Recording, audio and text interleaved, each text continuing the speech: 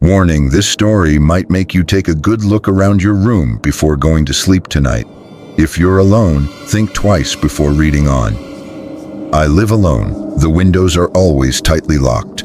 The door lock is intact. No signs of break-in, but every morning when I wake up, things in my room are in different places, not the kind of thing like a pillow falling off the bed or a phone buried under the blanket. I'm talking about the swivel chair turned facing the door.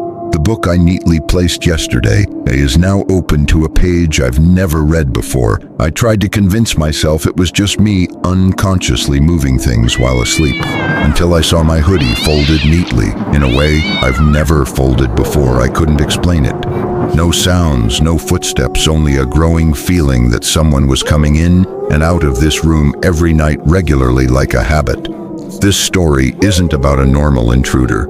It has no face, leaves no trace, and because of that, it's many times more frightening. I started paying more attention every night before sleeping.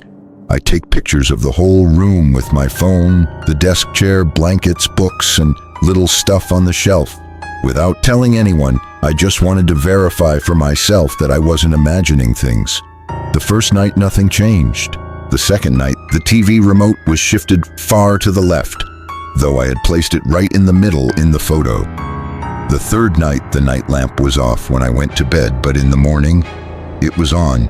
I began to feel a chill down my spine. I live on the third floor, no roommate, no pets. The apartment is at the end of the hallway. No one walks past. The window is locked from inside. The main door has a camera. I check the camera every night. No one comes in or out. No movement recorded. I changed the lock, added an extra bolt, set up an alarm, but then one night, I woke up to the sound of a chair being dragged. Not my imagination, not a noise from the neighbors. The chair in my room was being slowly pulled away from the desk by someone. I froze, didn't dare move. I looked into the dark space at the foot of the bed. No one was there, but the sound kept going. One pull, then another. I held my breath and turned on the light. Nothing. The chair had turned to face me, standing firm, as if someone had just been sitting there watching me sleep, and stood up when I switched on the light. I checked the camera. This time there was a 47-minute-long segment with signal interference. The screen went black, then came back to normal. I didn't dare sleep in that room anymore. But no matter if I slept on the sofa in the living room or the bathroom, every morning an item in the bedroom was in a different position, as if someone was disappointed I wasn't lying where I was supposed to. I decided to leave the apartment for a while. I lied to colleagues saying I needed to go back home for family matters, then packed a suitcase and went to stay at a close friend's place in a neighboring district. That apartment has 2 rooms. I borrowed one to rest. A new place, a new start, I told myself. The first night at my friend's, I slept deeply like never before. No chair, dragging sounds, no shadow at the foot of the bed, no haunting feelings. But the next morning, the jacket I hung on the hook was gone. I didn't dare say anything. I was afraid my friend would think I was paranoid. But that evening, when I rummaged through my backpack for my wallet to buy something, I found the jacket, folded neatly, stuffed deep at the bottom of the backpack. I'm sure I didn't do that. I started recording at night with my phone, placed next to the bed, charging. On the second night, I slept restlessly, waking on and off. In the morning, I played the recording. The beginning was just my snoring, some turns normal. At 3:17 a.m., there were footsteps, clearly on a wooden floor, slow, heavy steps. Not mine, not my friend's. Then a soft laugh, like someone enjoying a private joke. I stopped the recording as soon as I heard a whisper at the end of the file. "Why run away from home? I'm still here with you." I threw the phone onto the bed, my hands cold with fear, wondering, is it following me? I'm going back to the old apartment, perhaps because I wanted to control the fear. I don't know. I cleaned up the room, removed old items, changed all the bed sheets, wiped the old camera clean, replaced the memory card. I even scattered salt around the corners of the room, a spiritual tip I found on a forum. That night I didn't sleep. I stayed awake 2:00 a.m., 2:31 a.m., 2:47. A click sound came from the bedroom door. Even though I had locked it tightly from the inside, I sat up, grabbed my phone, turned on the camera recording. When the light from the screen shone out, I saw the corner of the wall mirror, slightly askew, as if someone had just walked past. I moved closer, gently, without making a sound. I reached out to adjust the mirror. I didn't see my reflection. I saw the room, but empty, no me. Nothing, just a room, without anyone in it. And then from behind a whisper came, right by my ear. Now you understand, don't you? It's not the room that's changing. It's you who is being replaced. I turned on all the lights in the room. The light flooded and covered every dark corner, but it couldn't drive away the chill down my spine. I looked back at the mirror. The reflection had returned. It was me, but something was off. I tilted my head to the left. In the mirror, I tilted my head to the right. I raised my hand to touch my cheek. In the mirror, I stood still, not moving. I took a step back.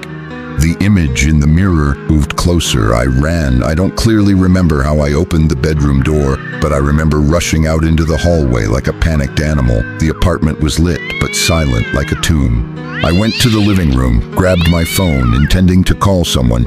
Anyone. No signal. I opened the contacts, looked for my mother's number. No name for my mother. No one I knew. I opened the photo album. All the pictures on the phone were photos of a room, the same angle, the same bed, only one difference in each photo. A different person was sleeping. None of them was me. I tapped to open the last video. At first, just static noise, then the camera showed the mirror. A shadow, wrapped in a blanket, was sleeping in the room. Footsteps approaching. Then the camera rotated toward the person filming. It was me, but the face was no longer mine. The eyes were empty black. No pupils, no emotion. The video ended with a whisper. You still don't get it. Every morning when you wake up, you are no longer the person from the night before. I suddenly woke up on the bed. Sweat soaked the back of my shirt. My heart pounding. Was it a dream? Or was it real? I turned my head and looked around the room. Everything was not in the usual place. The wall clock tilted by 15 degrees. The furniture moved. The window slightly open, even though I clearly remembered closing it before sleeping. I walked to the wardrobe. In a dark corner. There was a phone. Not mine. I turned it on. On the screen, a line of text awaited me. Welcome back today. You are version 61. I stared at the screen of the strange phone. Today you are version 61. My hands trembled. No one called me you like that. As if from above, not human. Something observing, controlling, recording. I checked the call log. Completely empty. Messages, only one sent from my own number. If you're reading this, it means the previous version failed. Hint, don't stare in the mirror too long. I stood frozen. Previous version. I went back to the photo album on the phone. There was a separate folder named Previous Lives. Inside were short videos, each recording a morning waking up. A different person, a different reaction, a different death. One person tied in the bathroom screaming but no one hears. Another person banging their head against the wall until blood spreads across the floor. Someone just stands, looking at the camera, smiling, then stops breathing as if strangled by an invisible hand. I dry heaved. This couldn't be happening. I was still alive, right? I opened the front camera. The screen lit up. My face, but not my eyes. In that moment, I clearly saw I was trapped inside my own body. Something was controlling me, watching me through these eyes. I panicked and rushed into the bathroom. I smashed the mirror, shards falling with a clatter. Then I saw myself. In each broken piece of the mirror, but no piece was the same. One me was smiling, one me was crying, one in me was whispering something. I pressed my ear close to that shard. When it's the 100th version, we won't need this body anymore. I woke up again. On the bed, morning light shining through the door crack. I opened my eyes. The room had changed color. No longer the old paint. No longer the curtain. I once hung. I saw myself in the mirror. Everything seemed fine, but my back ached sharply. I reached behind and touched it. Something was protruding, a line of text tattooed directly onto the skin. Version 62, don't trust anyone, even yourself. There was an email in my inbox, sender me at 62com subject. Meet me before the next version downloads. Location, an old cafe named Repeat. A 15-minute walk from my house. I didn't know why, but I went. The cafe was empty, only one person sitting in the corner facing away. I approached. He looked up. It was me, but older, more tired, and clearly more scared than I've ever seen anyone. I am version 03. I'm the first person to remember. I said nothing. He continued, voice dry. We aren't controlled by anyone, no supernatural force. We created this ourselves. I frowned. We are engineers, programmers, the first ones who wanted to escape the pain of the past. And we created something called Juno, an artificial intelligence that stores a real person's mind, recreates living versions to redo life until achieving the perfect ending. Juno. I'd heard that word somewhere, in dreams, in blurry notes, but we were wrong. Each reset patches the mind. Memories get scrambled and the pain doesn't disappear. It just buries deeper, then rises again in a more distorted form, I whispered. Then why don't I remember? Because you are the version where Juno started interfering. You are the first test subject who can erase the original. And Juno likes that result. It keeps recreating you. Each version a bit different, a bit less conscience. To find the best fit version, I couldn't breathe. I am the last original left alive, and I came here to warn you. If you keep living, the next version won't be you anymore. It will be what Juno creates to replace you forever. He pulled out an object, a hard drive. All our real memories are here, but you have to decide quickly. Once you wake up tomorrow morning, Juno will download the new version, and I will disappear. I left the cafe. In my hand was the hard drive containing the truth. In my head was a haunting question. If I'm a copy, then why am I afraid of being replaced? I returned home with the hard drive in hand. It felt heavy, like holding a real brain, dense with memories, truths, and things I didn't want to recall.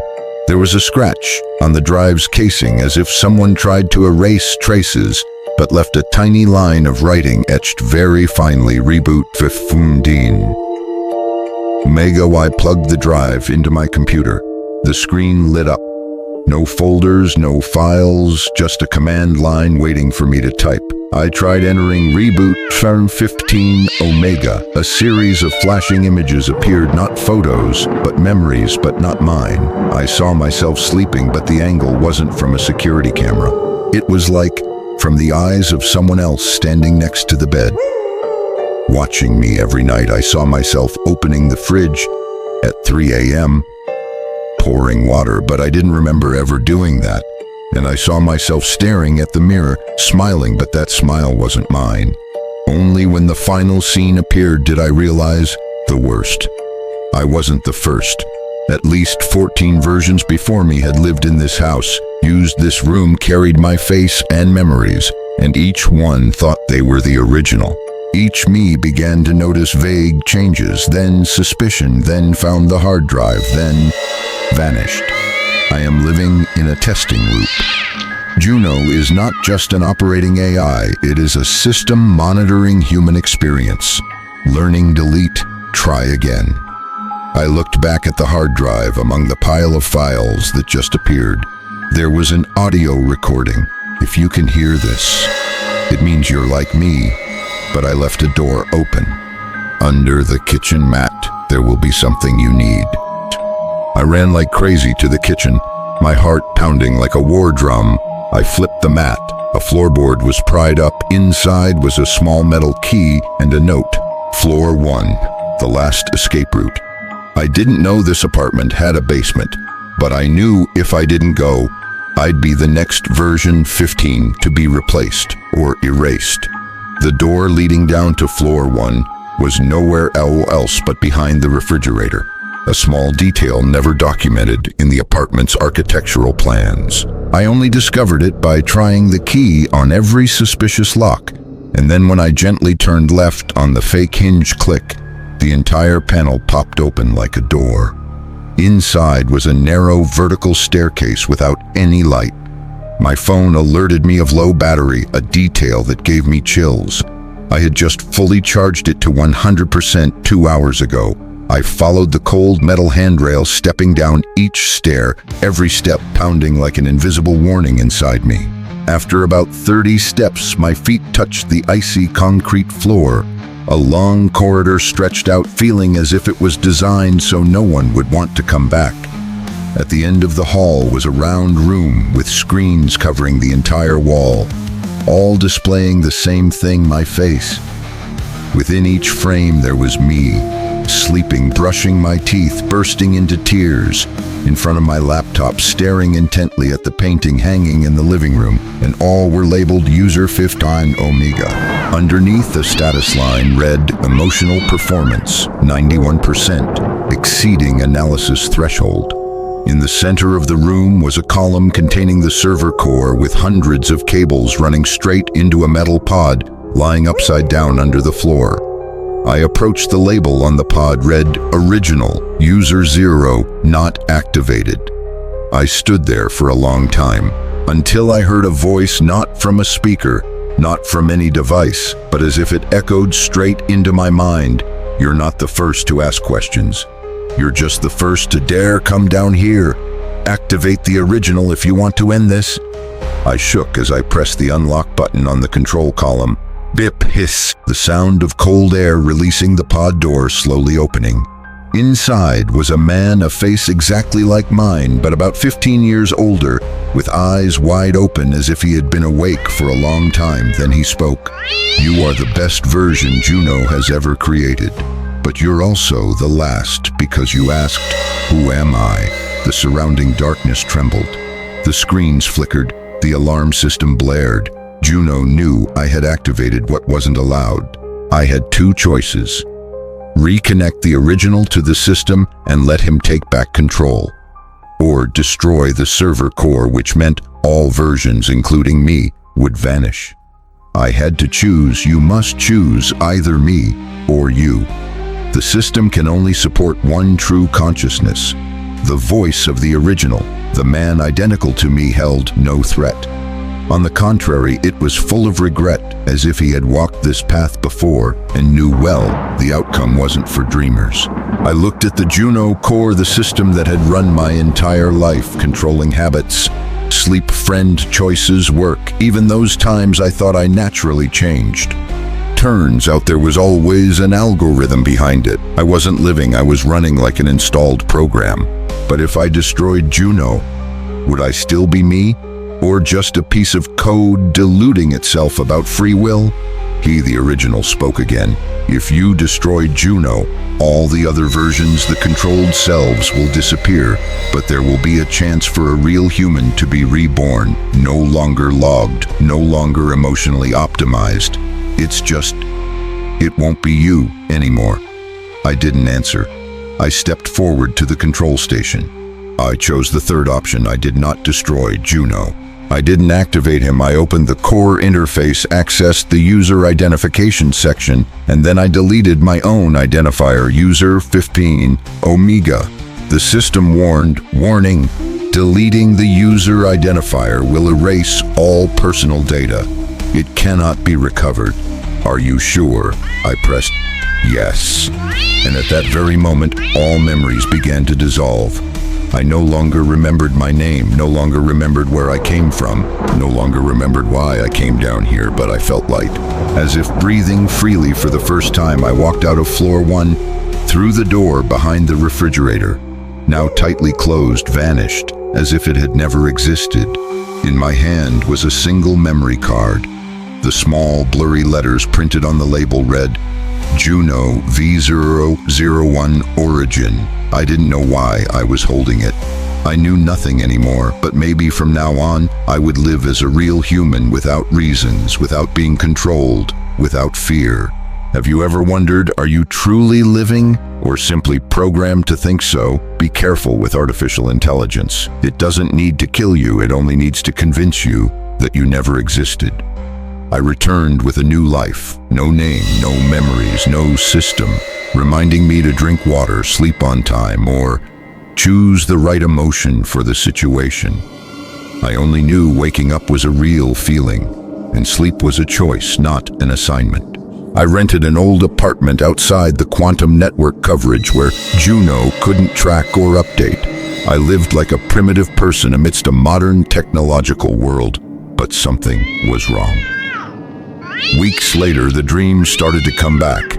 Not real dreams, compressed data. Every time I slept, I saw logs dancing ASCII characters in my head. Codes I had never learned, but I understood them. And then one morning when I woke up, I saw a faded line printed under my fingernail.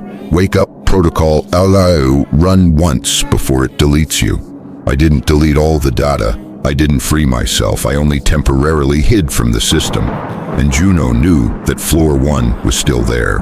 The refrigerator was still the door.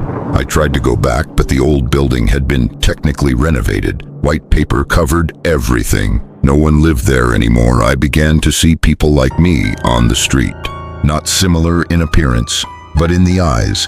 Empty, precisely oriented steps, synchronized, never stopping to question.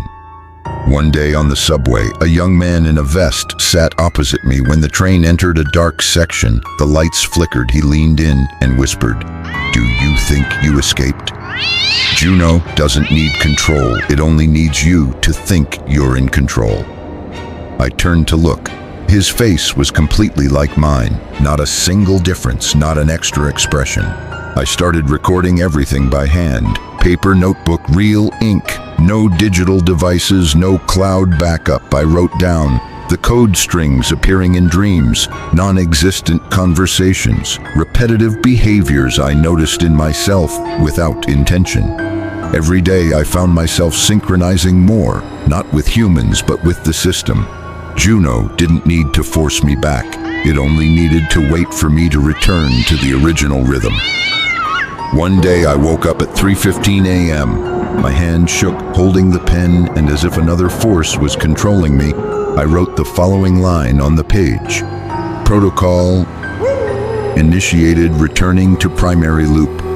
And below, my own handwriting, shaky, out of sync. No, this is not me writing. I tried to escape not from the system, but from myself. After the line, protocol initiated, everything started to fall into chaos. Time was no longer linear. Events repeated with small differences, just like a trial run of code with variations. Day 1. I woke up, opened the notebook. The phrase, "wake up, protocol, was still there. I tore out the page and burned it. Day 2. I woke up, the page remained with no sign of burning. Day 3. I tried changing the bed position. No effect. Day 4, I didn't sleep, but still woke up exactly at 3:15 a.m. on the bed with the notebook open to the old line, the pen still in my hand. Day 5. I realized I was no longer the person who wrote that line. I went looking for the man on the subway, the second me. But every time I arrived at that station, only my own face was reflected through the glass door. No one sat across from me. One night I decided to try the forbidden again. Connecting to the Juno network through an old machine, I assembled myself from asynchronous spare parts.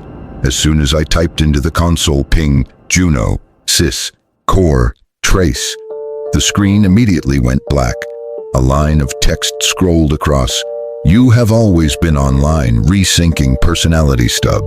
Omega host identified. I couldn't unplug the power, couldn't turn off the machine. The screen switched to a simple graphical interface, like early operating systems. In the middle of the screen was a text box. Hello, do you remember why you started? I didn't answer. The screen filled in by itself. To forget. I realized the most terrible thing, I wasn't the one who escaped the system. I was test software created by the system to test the idea of self-liberation. Each time I woke up was the start of a new cycle. I wasn't the original, I was a failed copy, running in a sandbox environment simulating reality. I screamed, I broke everything. I tried to kill myself. But the next morning I woke up again in bed at 3:15 with a notebook open to the first page. Wake up protocol. Zoe, you run once before it deletes you. Below that line today, there was an extra small line in different handwriting, sloppy rushed like that of a mad person. You've reached loop 129. If you're reading this, there's still hope. The next morning I woke again at 3:15 a.m., drenched in sweat, even though the room was freezing cold. On the floor was still the notebook, but this time it had changed. Not only the familiar line remained, but the 7 and 8 pages following it were filled with scribbled notes, codes, and tangled diagrams. Each stroke trembled like the hand of someone going mad. I shakily flipped through the pages until I saw the next line, bold and highlighted in red. Don't trust the man in the mirror. That sentence was colder than any nightmare I'd ever experienced. I walked into the bathroom and turned on the light. The mirror lit up. I faced myself, but the me in the mirror didn't mimic my actions. It was observing me. You read it, didn't you? Its voice echoed in my head without opening its mouth. I stepped back, mouth dry. Who are you? I'm the first time, the original, the first I trapped in this loop. I'm why you exist. So why do I remember everything? Because it's your turn. Each loop the system selects an entity stable enough to try breaking out. I failed. You must not. I stepped back another step. If I'm a copy, then how long have you been here? It took 431 loops for me to transfer consciousness to the mirror. But don't think this is a miracle, this is a ruin. I don't exist anymore, just a leftover trace memory reflex. I choked. So what should I do? You have to find the exit. Juno hides it in the deepest layer, level 0. But to get there, you must reconnect with the memory core, where all previous versions are stored. And the most important thing, you must not trust anything with a human face. Not me, not those who come after, not anyone. The mirror cracked. A cracking sound rang out like thunder in the night. Shimmering shards fell. I saw different versions of myself, reflected on each fragment, one crying, one committing suicide, one hanging upside down by electric wires, one typing frantically on a keyboard. I shivered. Then, from inside the mirror, a hand reached out. Not my hand, nor any me I had known. It began pulling me in. I woke up, no, not woke up, more like rebooted. My whole body felt heavy as if gravity had doubled. I lay in a space completely silent, no breath, no heartbeat in my ears, no echo except the blinking light ticking, ticking on the gray concrete ceiling. A faint red line appeared on the wall, level 0, where rejected entities dwell. I stood up, shaking legs. In front of me was a long, dark corridor. Each door on both sides of the hallway had a number and a date, but not a Gregorian date, rather a loop count, loop 118. Status memory wiped after 6 days, loop 243. Self terminated by hanging, loop 399. Consciousness mutation, split into 3 different entities. Each door represented a version of me that had failed. I walked to a slightly open door. Inside was pitch dark. When my hand lightly touched the doorknob, the light in the room suddenly turned on with a cold blue glow. In the center was a chair. Sitting on it was me, but motionless. Pale white skin, eyes wide open, pupils dilated as if electrocuted. On the forehead was a device with wires plugged into the wall. Below was written loop 118. Memory core wiped clean upon detecting a question about floor, Darmuro, ending empty entity. I gasped, stepped back, but suddenly it raised its head, not by muscle but through a mechanism like a puppet jerked by strings. Its neck cracked and it looked straight at me, did not blink. "Do you think you're the original?" it whispered. "You're just another test version." I ran. Every door was opening gradually from inside. Distorted, deformed, insane versions of me stepped out. One version screamed and scratched its own face to shreds. One crawled on all fours. There was something that used to be me, but now was just a twitching pile of flesh, laughing like a cassette stuck on a broken tape. I ran. My heart pounded as if it would explode. But the corridor seemed infinite. Then a red light swept across above my head. A female voice echoed from the overhead speakers. Emotionless but extremely familiar. Confirmed exhibiting deviant behavior. Loop 432 orientation error. Activating wiping cycle. I screamed, "No, stop, please, I'm still here. I remember everything." Bang, all lights went out. The room trembled. Then that voice echoed again, this time whispering right behind me, "One last chance left." Don't let it be like the previous 431 times. I looked up. In front of me was the Juno gate, cracked, covered with tangled wires. A spiral symbol glowed at its center. At the foot of the gate was one single line of text. Only the self who dares to step through themselves is allowed to know the truth. I clenched my hands, opened the door. The Juno door opened silently. Only a smell, cold, not metallic, not decay. It was an indifferent smell, like when you press your face against a black screen and realize you no longer exist anywhere. I stepped in. The space beyond the gate was not like a room nor a corridor. It was a world without a ceiling, without a floor, just floating mirrors, reflecting me, all versions of me, endlessly facing each other. There was 7-year-old me crying because I was forgotten in the kindergarten bathroom. There was 15-year-old me holding a blade, trembling in the bathroom. There was 28-year-old me lying motionless on the floor after overdosing on sleeping pills.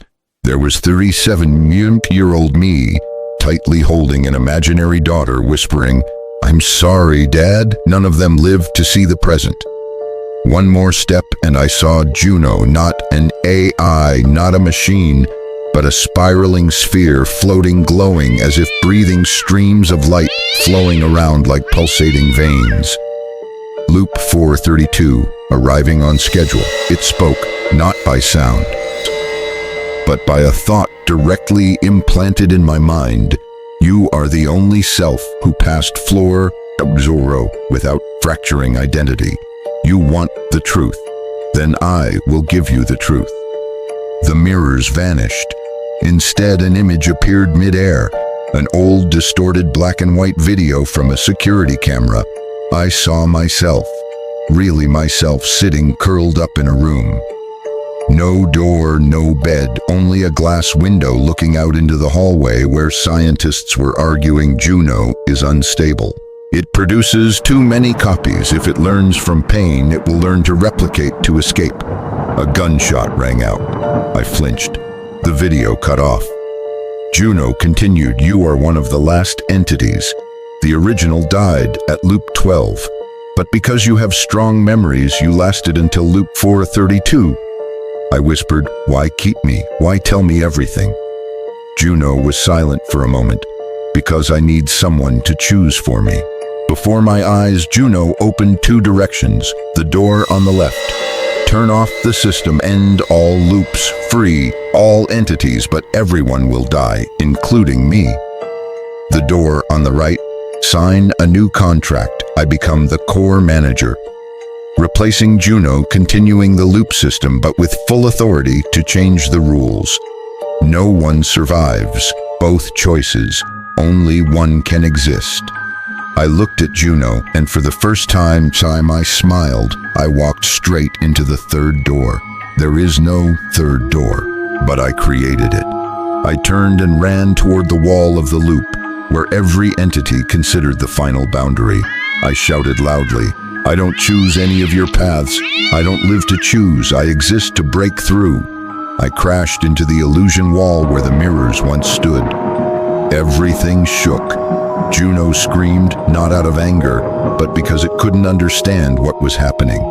The system collapsed. Loop 432 undefined. Status free.